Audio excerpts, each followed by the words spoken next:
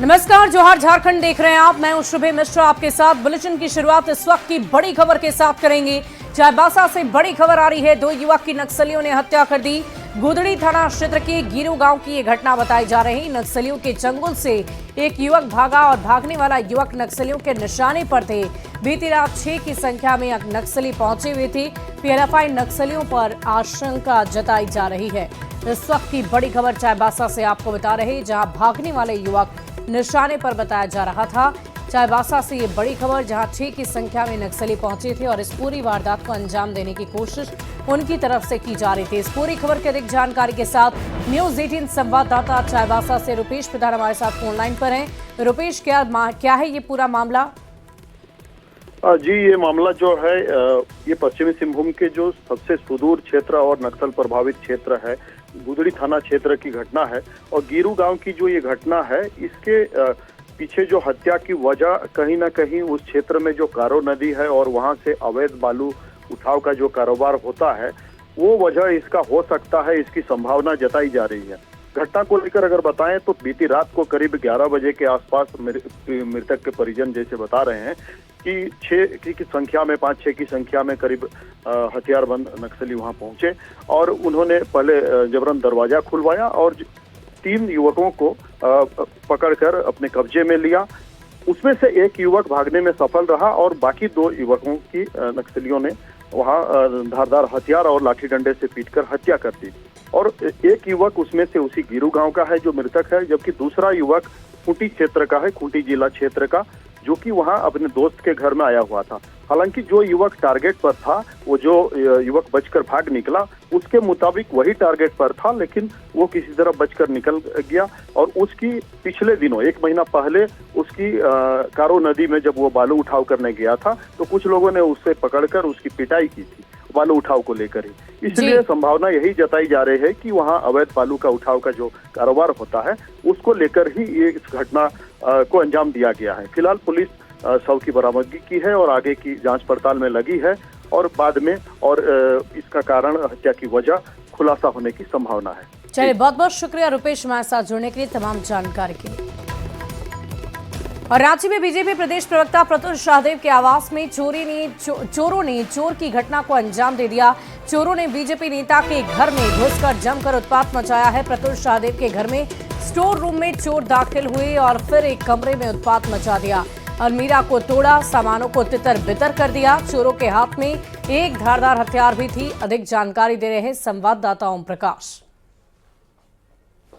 BJP के media प्रभारी प्रतुल शाहदेव के आवास में कल देर रात चोरों का आतंक देखने को मिला है। बता दें कि यहाँ पर इस वक्त हम उन घर को दिखा रहे हैं। इस कमरे में जो स्टोर रूम के रूप में मौजूद है, इनके टेरिस पर ये जो कमरा है वो मौजूद है। यहाँ पर जो है वो चोर दाखिल हुए हैं और काफी सामानों को तितर बितर किया गया है। सीसीटीवी फुटेज में कई चीजें सामने आई है, जिसमें कि ये बातें भी सामने आ रही हैं कि उनके हाथ में एक हथियार भी मौजूद था, चाकू, धारदार हथियार। उन तमाम चीजों को लेकर जांच जो है वो की जा रही है कि आखिर चोरों की मंशा क्या थी। चोर जो है इसी जगह से दाखिल हुए थे और उन्हें ये भी पता था कि इस घर में कहां पर छत पर जो है वो जो सीसीटीवी कैमरा है वो भी मौजूद था। उन तमाम चीजों को उन्होंने ढकने का काम किया है। इस वक्त हमारे साथ प्रतुल शाहदेव भी मौजूद हैं। क्या कुछ हुआ? यहाँ पर चोर दाखिल हुए थे, उनके हाथ में हथियार भी था, अपने आप में एक बड़ी। जी बिल्कुल, हमने सीसीटीवी देखा, सीसीटीवी फुटेज पुलिस को भी उपलब्ध कराया।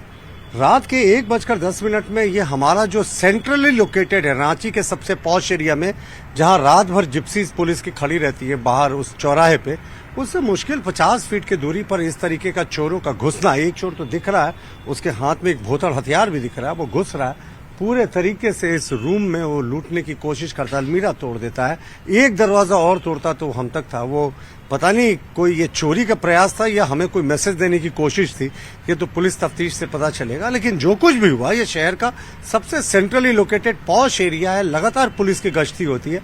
कैसी गश्ती साहब? जब हम लोग महफूज नहीं है, आम शहरी महफूज नहीं है, तो इतनी पेट्रोलिंग किस बात की? चोरों का मनोबल बढ़ता जा रहा है, जिस तरीके से घुस रहे हैं पूरे रूम में, वो एकदम एक तरीके से उत्पात मचा रहे हैं। और एक दरवाजा सिर्फ था, एक दरवाजा तोड़ते तो हम तक पहुंच जाते। तो कितना हम भी आज असुरक्षित महसूस कर रहे हैं। पुलिस पहुंची थी, क्या कुछ कहा? देखिए, पुलिस के जो ऑफिसर इंचार्ज हैं वो पहुंची थी, डॉग स्क्वाड पहुंची थी, एफएसएल टीम आने वाली है, सीनियर अधिकारी भी आने वाले हैं। हमारी सबसे यही अपील है साहब कि इसका उद्भेदन कीजिए, इसके पीछे की मंशा क्या थी, क्या मुझे डराने की कोशिश थी या चोरी की कोशिश थी, जो बात भी हो वो सामने आए। देखना होगा कि इस मामले में पुलिस कब तक इन्वेस्टिगेट कर पाती है और मामले में कौन कौन लोग शामिल हैं, उनका उद्भेदन कब तक हो पाता है। कैमरामैन अपू पाठक के साथ ओम प्रकाश, न्यूज़ 18 रांची। और न्यूज़ 18 पूछता है सवाल कि बीजेपी प्रवक्ता के घर पर आखिर चोरी कैसे हुई? गश्ती के दौरान क्या सो रही थी पुलिस? चोरों का अब तक क्यों नहीं मिला है सुराग? न्यूज़ 18 ये बड़ा सवाल कर रहा कि आखिर इस तरह चोरी की वारदात को कैसे अंजाम देते हैं। आम से लेकर खास लोगों तक इस तरह की चोरी की घटना कैसे घटती है? चोरों का अब तक कोई सुराग क्यों नहीं मिल पा रहा? बढ़ते आगे, हजारीबाग के चौपारण थाना क्षेत्र के चोरदाहा चेकपोस्ट पर बड़ा हादसा हुआ। टेलर ने मवेशी लदे पिकअप में जोरदार टक्कर मारी, जिससे पिकअप सड़क पर ही पलट गया। इसके बाद बेकाबू ट्रेलर ने चेकपोस्ट पर तैनात जाप 7 के जवान को रौंदा और सुरेंद्र यादव के घर में जा घुसा। इस हादसे में ड्यूटी पर तैनात जाप 7 के जवान वालदार अरुण कुमार दुबे की मौत हो गई। वहीं 3 जवान जख्मी हैं, जिन्हें अस्पताल में भर्ती किया गया है।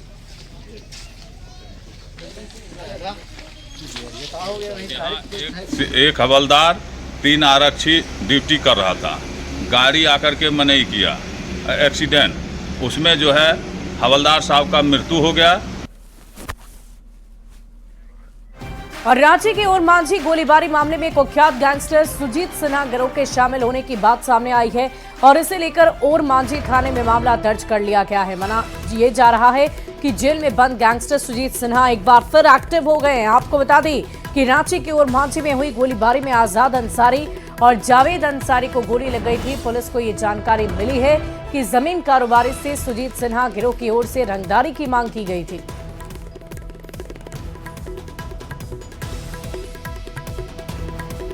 घटना घटी है गोलीबारी की, जिसमें 2 लोग घायल हुए हैं और उनसे जो हम लोग अभी तक इंट्रोगेशन कर पाए हैं, इस गैंग की संलिप्तता सामने आ रही है। लेकिन निश्चय ही हम लोग इसमें बिल्कुल थॉरो इन्वेस्टिगेशन करेंगे और जो भी जिम्मेवार होंगे उन्हें कड़ी से कड़ी सजा दिलाई जाएगी। और चुनाव खत्म होने और नतीजे आने के बाद संथाल के साथ ही झारखंड के कुछ हिस्सों में मारपीट की घटना सामने आई है। प्रदेश बीजेपी अध्यक्ष बाबूलाल मरांडी ने कहा है कि बरहेट और बहरागोड़ा में ऐसे मामले सामने आ रहे हैं। उन्होंने कहा कि चुनाव जीतने के बाद जो गुंडागर्दी की जा रही है वो बर्दाश्त के बाहर है। उन्होंने पुलिस से कार्रवाई करने और बदमाशों को गिरफ्तार करने की मांग कर दी है। चुनाव हुआ, जिसको लोगों ने वोट डाला, जो जीता, उनको बधाई है, वो खुशी मनावे, कोई दिक्कत नहीं है। लेकिन वो हुड़दंगबाजी करेंगे, मारपीट करेंगे, गुंडागर्दी करेंगे तो ये बर्दाश्त नहीं। ये पुलिस का काम है, इसको देखना। और आज मैंने सवेरे एसपी से बात किया है, हमने कहा कि भाई आप इसको देखिए, एफआईआर हो, जिन लोगों ने मारपीट किया है उनके ऊपर कार्रवाई हो, और नहीं तो फिर मामला बढ़ेगा। तो ये नहीं बढ़ना चाहिए। ये सरकार का काम है, पुलिस प्रशासन का काम है, इसको ठीक कर देना, कानून व्यवस्था को बनाए रखना। वहीं झारखंड विधानसभा चुनाव में एनडीए की हार के बाद समीक्षा का दौर लगातार जारी है। आजसू के केंद्रीय महासचिव संजय रंजन ने बताया कि एनडीए की हार में 3M बड़े फैक्टर रहे हैं। उन्होंने कहा कि मुस्लिम, महतो और मांझी ने इस चुनाव में बड़ी भूमिका अदा की। आजसू के केंद्रीय महासचिव ने स्वीकार किया कि कुर्मी वोटों का आजसू के वोट बैंक से बड़ा घटाव हुआ, जो हार की एक बड़ी वजह बनी। जो 3 बड़े जो फैक्टर्स थे जो इस बार लगता है बहुत प्रभावशाली रहे हैं, वो हैं मुसलमान, महतो और मांझी। ये जो 3M ये बड़े फैक्टर के रूप में उभरे हैं, जिनके साथ 2 फैक्टर्स हैं, यानी 2M जिनके साथ हैं उनको विजय मिली। महतो वोटर्स का जो बिखराव है वो बहुत अनपेक्षित नहीं था। एक तीसरा फ्रंट इसमें शामिल हुआ है और उसने डेंट किया है। अब समीक्षा की बारी है। और रांची से बड़ी खबर आ रही है। बांग्लादेशी घुसपैठ के खिलाफ उलगुलान करेंगे चंपाई सोरेन। जल्द ही संथाल परगना में शुरू करेंगे अभियान। सोशल मीडिया एक्सपर्ट इस बाबत पूरी जानकारी दे दी है। चंपाई सोरेन ने पोस्ट कर लिखा कि जैसा कि हमने पहले भी कहा था, झारखंड में लगातार बढ़ रहे बांग्लादेशी घुसपैठ के खिलाफ हमारा आंदोलन कोई राजनीतिक या चुनावी मुद्दा नहीं, बल्कि एक सामाजिक अभियान है। हमारा स्पष्ट तौर पर यह मानना है कि वीरों की इस माटी पर घुसपैठियों को किसी भी प्रकार का संरक्षण नहीं मिलना चाहिए। पाकुड़, साहिबगंज समेत कई जिलों में आदिवासी समाज आज अल्पसंख्यक हो चुका है। अगर हम लोग वहां के भूमि पुत्रों की जमीन और वहां रहने वाली बहु बेटियों की अस्मत की रक्षा न कर सके तो चुनावी गहमा गहमी के बाद वीर सीदो कान्हू, चांद भैरव, वीरांगना फूलो झानो को नमन करके बहुत जल्द हम लोग संथाल परगना की वीर भूमि पर अपने अभियान का अगला चरण शुरू कर देंगे। सरकारें आएंगी जाएंगी, पार्टियां बनेंगी और बिगड़ेंगी, मगर हमारा समाज रहना चाहिए, हमारी आदिवासियत बची रहनी चाहिए, अन्यथा कुछ नहीं बचेगा। इस वीर भूमि से फिर एक बार उलगुलान होगा। भारतीय जनता पार्टी ने जिन मुद्दों पर चुनाव लड़ा वो मुद्दे मरे नहीं हैं, जीवित हैं। और इसीलिए चंपाई सोरेन जी ने, जो राज्य के वरिष्ठ नेता हैं, पूर्व मुख्यमंत्री हैं, उन्होंने जो आह्वान किया है सचमुच में आज उसकी ज़रूरत है। और भारतीय जनता पार्टी इस मुद्दे को लेकर के सदन से सड़क तक आगे बढ़ती रहेगी। हम चुप नहीं बैठने वाले हैं। आपको याद होगा अटल जी ने कहा था, हार नहीं मानूंगा, रार नहीं ठानूंगा, काल के कपाल पर लिखता हूँ, मिटाता हूँ, गीत नया गाता हूँ। फिर नया गीत हम लोग शुरू करेंगे, नया गीत गाएंगे। बांग्लादेशी घुसपैठ के खिलाफ चंपाई सोरेन के उलगुलान को लेकर बयानबाजी काफी तेज हो गई है। कांग्रेस और जेएमएम ने जमकर हमला बोला है। भारतीय जनता पार्टी अभी भी नहीं सीख पा रही, इतनी करारी हार के बावजूद। जिस संथाल की वो बात कर रहे हैं, 18 सीटों में 17 सीट इंडिया गठबंधन को देने का काम किया वहां की जनता ने। अब क्या कर रहे हैं, किस ओर जा रहे हैं? जनता ने आपको सिरे से नकार दिया है। अब आप पूरी तरह से समाप्त होकर के ही मानिएगा। झारखंड में, झारखंड ने एक सशक्त सरकार को हेमंत सोरेन जी के नेतृत्व में चुनने का काम किया है। वो जनता के बीच में जनता के साथ काम करने जा रही है। भारतीय जनता पार्टी एक मुद्दा घुसपैठियों का उठाया, उस पर नैरेटिव सेट करने की कोशिश की, लेकिन उसमें कामयाबी नहीं मिली। झारखंड की जनता ने भारतीय जनता पार्टी को नकार दिया।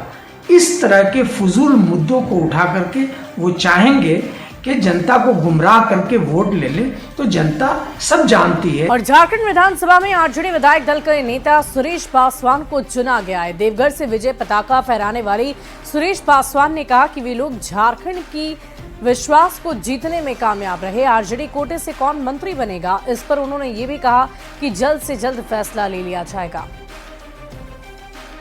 विकास का काम जो है हर संभव हम लोग करने का काम किए, जनता से जुड़े रहे और इस बार जनता भरपूर मुझे आशीर्वाद दिया है। इस बार जैसे आशीर्वाद दिया है वैसे हम लोग भरपूर इस बार विकास करके, काम जो है करके, विकास का जाल बिछा करके जनता को हम लोग खुश करने का काम करेंगे। हर समाज को हम लोग खुश करेंगे, हर वर्ग को खुश करेंगे, इसलिए कि हमारी पार्टी A to Z की पार्टी है। हम लोग सबके लिए काम करेंगे। वहीं झारखंड प्रदेश आरजेडी प्रभारी जयप्रकाश नारायण यादव ने न्यूज 18 से खास बातचीत में कहा कि कैबिनेट के विस्तार से पहले जानकारी दे दी जाएगी कि आरजेडी कोटे से कौन मंत्री बनेगा। उन्होंने कहा कि झारखंड की जनता ने उन्हें जनादेश दिया और अब झारखंड के बाद बिहार की बारी है। जो माननीय हेमंत सोरेन जी के नेतृत्व में नई हुकूमत आ रही है, जो इन्होंने वादा किया उसको निभाया और आगे और भी जो है एक से एक बेहतरीन जन कल्याणकारी योजनाओं को माननीय हेमंत सोरेन जी के नेतृत्व में चलाया जाएगा। यह निर्णय हमारे शीर्ष नेतृत्व करेंगे और इसके लिए बहुत समय है। जब वक्त आएगा तो आप लोग को बुला के मिठाई भी खिलाएंगे। कौन कौन लोग पहुंच रहे हैं? बड़े संख्या में लोग आएंगे। अब अभी तत्काल तो नहीं बोल सकते हैं, लेकिन जो है सभी शीर्ष नेतृत्व जो है आएंगे। और झारखंड विधानसभा चुनाव परिणाम आने के बाद अब सरकार गठन की गतिविधियां तेज कर दी गई है। रांची के मोरहाबादी मैदान में हेमंत सोरेन के शपथ ग्रहण कार्यक्रम को लेकर एक बड़ा आयोजन हुआ। शपथ ग्रहण कार्यक्रम को लेकर मुख्य सचिव की अध्यक्षता में एक बैठक हुई है, जिसमें राज्य के डीजीपी, रांची डीसी, एसएसपी सहित कई अधिकारी शामिल हुए। इसमें शपथ ग्रहण की तैयारियों की समीक्षा की गई है। शपथ ग्रहण समारोह होना है, उसको लेकर के अभी चीफ सेक्रेटरी मैडम की अध्यक्षता में बैठक हुई थी, जिसमें जो है सभी तरह के डायरेक्शंस दिए गए हैं कि किस तरह से जो बाहर से डिग्निटरीज आएंगे उनके एकोमोडेशन को लेकर के, वीआईपी मूवमेंट्स को लेकर के, साथ ही वहाँ पर जो भी व्यवस्थाएं करनी है लेकर शपथ ग्रहण समारोह को लेकर के, उन सभी चीजों को लेकर के डायरेक्शंस। और राजधानी रांची में हेमंत सोरेन सरकार के शपथ ग्रहण समारोह को ऐतिहासिक बनाने की पूरी तैयारी है। समारोह में शामिल होने को लेकर कांग्रेस के राष्ट्रीय अध्यक्ष मल्लिकार्जुन खड़गे और लोकसभा में नेता प्रतिपक्ष राहुल गांधी, सोनिया गांधी, प्रियंका गांधी, आरजेडी अध्यक्ष लालू प्रसाद, तेजस्वी यादव, अरविंद केजरीवाल, ममता बनर्जी, अखिलेश यादव सहित इंडिया अलायंस के कई मुख्यमंत्री और वरिष्ठ नेताओं को न्योता भी दिया गया है।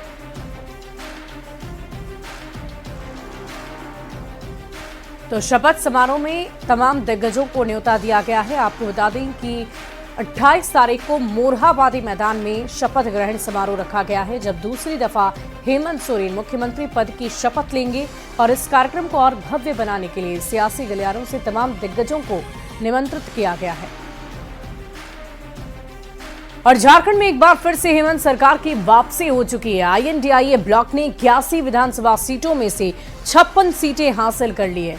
चुनाव परिणामों के बाद किस पार्टी से कितनी महिला विधायक बनी हैं, ये रिपोर्ट आप देखिए।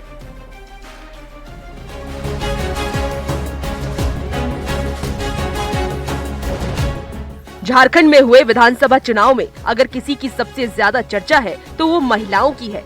इस बार का झारखंड चुनाव सिर्फ और सिर्फ महिलाओं के इर्द गिर्द घूमता रहा। चुनाव परिणाम आने पर भी महिलाएं बड़ी संख्या में जीत कर आई हैं। महिला विधायकों की बात करें तो जेएमएम की कल्पना सोरेन ने तो पूरे चुनाव में कमाल ही कर दिया। उन्होंने जिस तरीके से चुनाव लड़ा और माहौल को जेएमएम के पक्ष में बनाया, वो अपने आप में काबिले तारीफ है। कल्पना सोरेन यही नहीं रुकी, उन्होंने गांडे सीट से चुनाव भी जीता।